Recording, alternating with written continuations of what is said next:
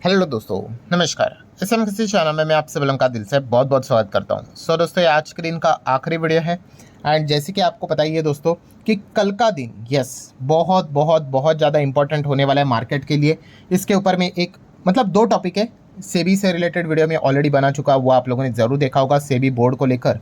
And most important cheese FOMC की meeting का outcome. ये एक बहुत ही सबसे बड़ा इवेंट, आप जितने स्टार लगाना चाहते हो लगा सकते हो।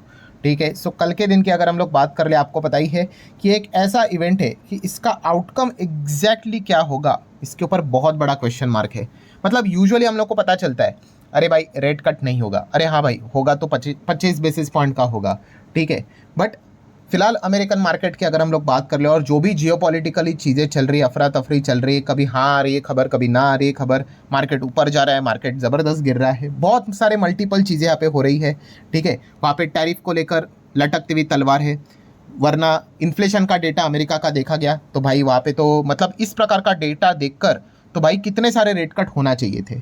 ठीक है। बट अभी तक एक भी रेट कट नहीं हुआ है। तो ये सारे सवालों के जवाब हमें कल देखने को मिलने वाले। और इंटरेस्टिंग पार्ट क्या है दोस्तों, कल की पूरी मीटिंग, FOMC की कंप्लीट मीटिंग ये अनसर्टेनिटी वाली है। जैसे मैंने बोला ना कि एग्जैक्टली क्या होगा किसी को भी पहले से थोड़ा बहुत भी आइडिया नहीं है। रेट कट होगा या नहीं होगा, अगर होगा हाँ तो हुआ तो लगता है 25 का ही होगा, 50 के ऊपर डायरेक्टली तो जंप नहीं करेंगे। ठीक है। देन उसके बाद कमेंट्री भी बहुत इंपॉर्टेंट रोल प्ले करेगी दोस्तों। ठीक है। इसलिए मैंने कहा ना कि एक एक जो चीज़ें यहाँ पे कल के दिन होने वाली, लेट नाइट ही होगी ऑब्वियसली, एकदम कीमती चीज़ें होने वाली है। मार्केट आपको बहुत ज़बरदस्त तरीके से वॉलेटाइल भी होते हुए देखने को मिल सकता है।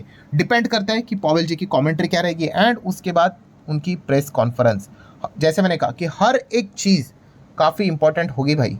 ठीक है। तो ज़रूर इसके ऊपर हर किसी का फोकस यहाँ पे रहना ही चाहिए। देख लेते हैं अभी कल के दिन एग्जैक्टली क्या आउटकम निकल कर यहाँ पे आ जाता है। एंड उसके बाद आपको पता ही है कि पॉवेल जी की क्लास कौन लेगा। यस, डोनाल्ड ट्रंप, आप सभी लोगों को पता ही है इसके पहले जो चीज़ें यहाँ पे हुई थी और मार्केट के ऊपर भी इसका इम्पैक्ट देखने को मिला था।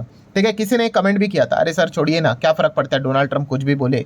तो ऐसी बात नहीं, आप थोड़े एक इन्वेस्टर के पॉइंट ऑफ व्यू से सोचिए। और ये अभी की बात नहीं, इसके पहले भी हुआ था कि जब डोनाल्ड ट्रंप ने पॉवेल जी को अनाप शनाप कुछ भी बोल दिया था। ठीक है। मिस्टर टू लेट और भी 3-4 चीज़ें यहाँ पे उन्होंने यहाँ पे बोल दी थी कि इतनी बड़ी इकोनॉमी है, नंबर 1 इकोनॉमी है, और यहाँ पे सेंट्रल बैंक एंड उनके देश के ही प्रेसिडेंट की बिल्कुल भी नहीं बन रही है। अगर आप ऐसा करोगे तो इसका आउटकम तो भाई कुछ निकलेगा ही नहीं।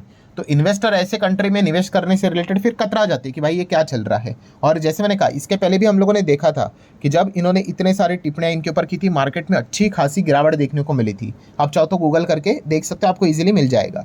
ठीक है। सो इसीलिए ये देखना इंटरेस्टिंग रहने वाला है। इस वक्त भी जैसे ही CPI का डेटा निकल कर आया था, भाई ट्रंप ने तुरंत बोल दिया था कि भाई अब तो भाई रेट कट होना चाहिए करके। अभी देख लेते हैं क्या होता है करके कि पॉवेल जी रेट कट करते हैं नहीं करते हैं, एंड अगर नहीं किया तो क्या कारण देते हैं, बहानाबाजी चलता है, ये देखना काफ़ी इंटरेस्टिंग होने वाला है।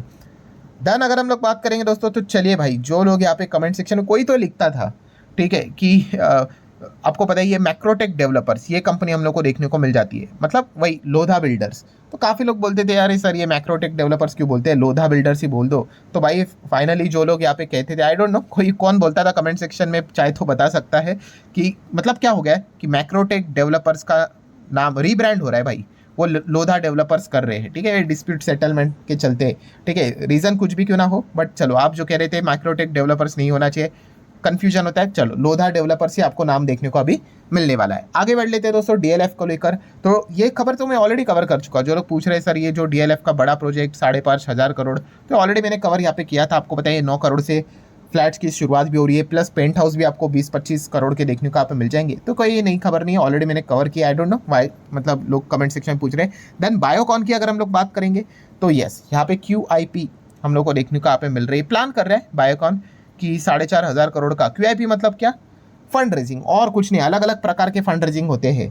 ठीक है। एंड इसमें फिर अलग अलग प्लेयर के नाम सामने आ रहे, कोटक, गोल्डमैन सैच, ठीक है, और भी आप लोगों को नए यहाँ पे नाम देखने को यहाँ पे मिल जाते हैं। ठीक है। जब भी इस प्रकार की चीज़ सामने आती है, बैंकर्स के भी नाम सामने यहाँ पे आ ही जाते हैं।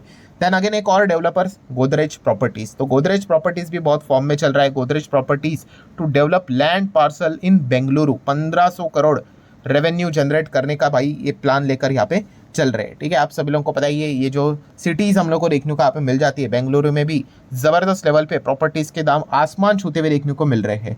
ठीक है, जस्टिफाई करते हैं नहीं करते वो बात की बात है भाई, बट खरीदने वाले खरीद रहे हैं। ठीक है, रेंट बढ़ते ही जा रहा है यहाँ पे। इस चीज़ के चलते जो भी टॉप नॉच डेवलपर्स है हर मेट्रो सिटीज़ में हम लोग को एंटर करते हुए देखने को यहाँ पे मिल रहे हैं।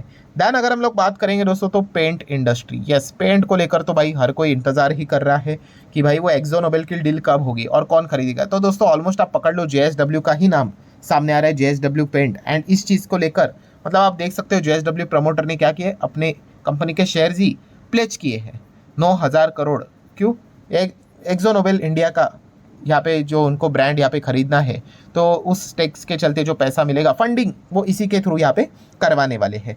ठीक है, तो यही चीज़ फिलहाल तो हमारे सामने आते हुए देखने को मिले। चलो बात पेंट की हो रही है तो अगेन सेम चीज़ कि जो लोग पूछ रहे थे सर एशियन पेंट में क्या रिलायंस ने स्टेक बेचा है, तो ऑलरेडी ये खबर तो यहाँ पे आ ही चुकी थी कि रिलायंस अपना स्टेक यहाँ पे निकालने वाला 85 लाख शेयर्स ये उन्होंने यहाँ पे बेचे। Yes, Reliance industry sell 85 lakh shares of Asian paint for 1876 crore. ठीक है, तो ये पहले भी हम लोगों ने देखा था, मैंने तो आपको ये भी दिखाया था कि अगर आप रिलायंस एग्जैक्टली नाम चेक करने जाओगे शेयर होल्डिंग पैटर्न में तो आपको एग्जैक्टली नाम वो नहीं देखने को मिलेगा, दूसरे नाम से ही देखने को यहाँ पे मिल जाता है। तो यस, उनको बहुत अच्छा खासा यहाँ पे रिटर्न्स भी मिले, बहुत पुराने समय से कितने साल होल्ड किया। मतलब यही चीज़ होती है दोस्तों सीखने वाली कि रिलायंस इंडस्ट्री ने कब निवेश किया था, जाकर देख लो कितने साल हो गए, देख लो कितने, मतलब उसके बाद इतना तगड़ा रिटर्न बनता है। ठीक है, रिटर्न्स बनेंगे बट आपको बोलते हैं ना कि आपको टाइम देना पड़ेगा। ठीक है, आप एक्सपेक्ट करते हो कि मैंने अभी थोड़ा सा यहाँ पे पेड़ लगाया यहाँ पे और वो एक दिन पानी दूंगा तो इतना बड़ा पेड़ बनना चाहिए, तो वो पॉसिबल नहीं है। आपको लंबा समय यहाँ पे होल्ड करना पड़ता है। रिलायंस ही देखिए कितना समय उन्होंने होल्ड किया, तब जाके इतने पावरफुल उनके रिटर्न्स यहाँ पे बने हैं। एंड यहाँ पे ऑब्वियसली ये चीज़ ब्लॉक बल्ड डील में होगी, तो बताया जा रहा है यहाँ पे ICICI म्यूचुअल फंड यहाँ पे एज अ बायर हम लोग को देखने को मिल रहा है।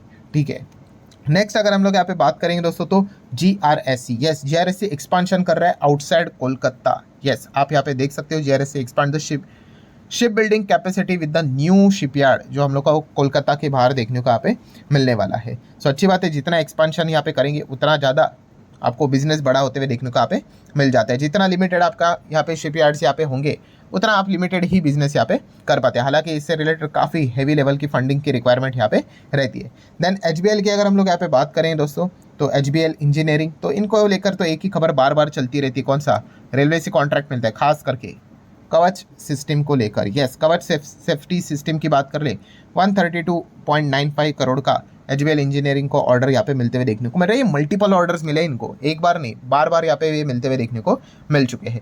नेक्स्ट बात करेंगे तो TCS, यस TCS की भी अगर हम लोग यहाँ पे बात कर ले तो स्ट्रैटेजिक पार्टनरशिप में वो एंटर करते हुए देखने को मिल रहे हैं। मल्टीपल कंपनीज आपको खबरें देखने को यहाँ पे मिल रही। COE की भी अगर हम लोग यहाँ पे बात कर ले, ठीक है, डेवलपमेंट बैंक, इनके साथ भी हम कह सकते हैं ऑपरेशन को मॉडर्नाइज करने के लिए भी इन्होंने यहाँ पे टाइप करके यहाँ पे रखा हुआ है। तो ठीक है, ये बड़ी कंपनीज है, आप सभी लोगों को यहाँ पे पता है एवरेज ग्रोथ के साथ आगे बढ़ती रहती है। देन दोस्तों कुछ लोगों का एक और इच्छा चल रहा था कि सर हमारा एम्प्लॉयमेंट का डेटा यहाँ पे परसेंटेज वाइज सामने क्यों नहीं आता। तो दोस्तों चलिए, यहाँ पे सरकार ने इसी से रिलेटेड अपडेट यहाँ पे सामने यहाँ पे रखा हुआ है कि अनएम्प्लॉयमेंट रेट का डेटा सामने आया और वो 50 बेसिस पॉइंट से हम लोग को राइज मतलब बढ़ते हुए देखने को यहाँ पे मिल चुका है। कब का? मई मंथ का डेटा मैं आपके सामने यहाँ पे रख रहा हूँ। इसके पीछे का रीजन बोला जा रहा है due to the seasonal factors. ठीक है, सो 50 बेसिस पॉइंट से बढ़कर कितना हो चुका है अभी 5.6, मतलब इसके पहले कितना था आप कह सकते हो अप्रैल में 5.1, अभी मई में कितना हो गया 5.6।